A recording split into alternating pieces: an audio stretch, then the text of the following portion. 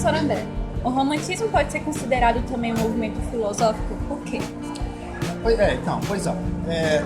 No sentido clássico da palavra, né, a filosofia é um amor ao conhecimento, né?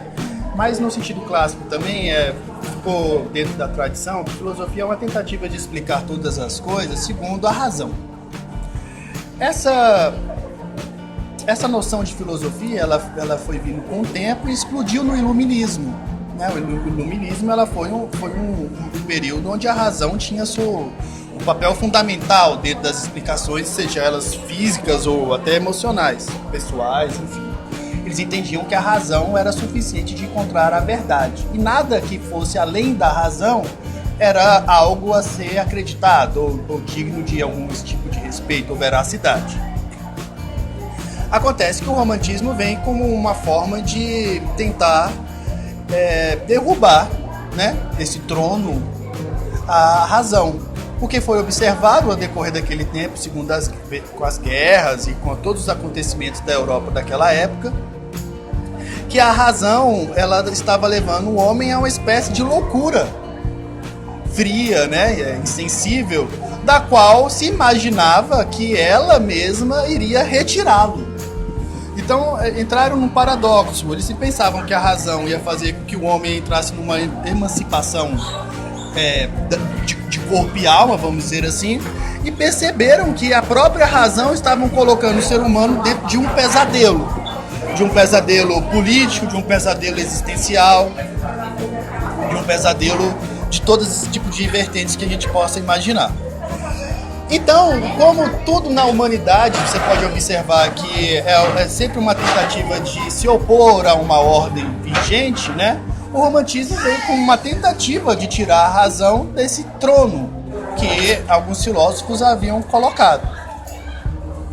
Dentro desse período vieram várias pessoas, vários filósofos, artistas, né, importantes, tentando demonstrar que a emoção tem um papel primordial dentro da existência humana e que deveria ser valorizado, que o romantismo, né, então o romantismo veio com uma tentativa de trazer para a filosofia e para a reflexão humana, vamos dizer assim, a valorização desses sentimentos que também compõem o gênio humano.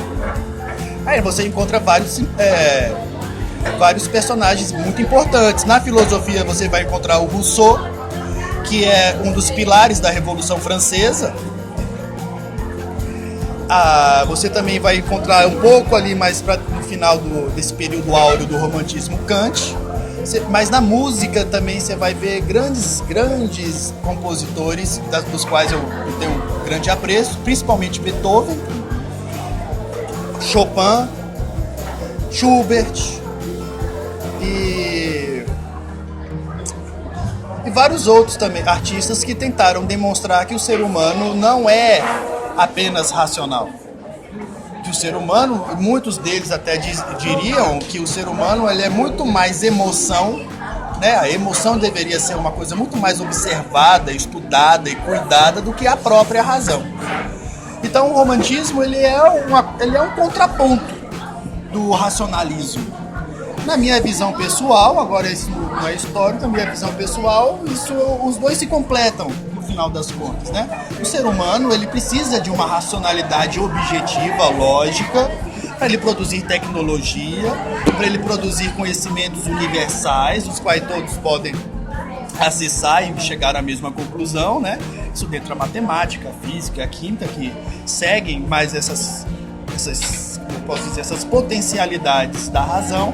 Em contrapartida, também o ser humano é emoção, ele precisa se demonstrar de alguma forma do ponto de vista emocional, ele precisa falar dos seus sentimentos para alguém, né?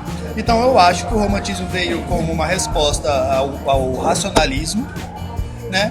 E que trouxe grandes benefícios para a humanidade, principalmente, no meu gosto, as artes. Eu acho que do ponto de vista artístico, o romantismo foi mais importante do que no ponto de vista filosófico. Alguns pensamentos iluministas continuaram sendo vigentes entre pensadores românticos. Eu acho que todo exagero é tolo, né? É claro que teve filósofos românticos que também se utilizaram, por exemplo, uma das características do iluminismo é a valorização da razão.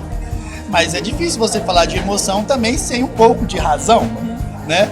Por exemplo, você vai pegar o Rousseau com aqueles seus livros que impulsionaram a Revolução Francesa, né? Ele estava tentando mostrar uma nova forma de sociedade, segundo princípios emocionais também, tratando alguma coisa dessa, mas também seguindo princípios racionais. Ele usou a razão para codificar seu livro, né? Para analisar os fenômenos, né? Então eu acho que muitos representantes do romantismo, de certa forma, também continuaram, mesmo querendo, sabendo ou não, conscientemente, continuaram também com alguns vestígios do iluminismo. Agora a pergunta final, mas se eu só respondo se quiser. Você já fez alguma loucura por amor? Já, ontem mesmo eu fiz uma. Estou pronto, estou pensando se não faço outra hoje à noite. Ok, então, professor, obrigada por ter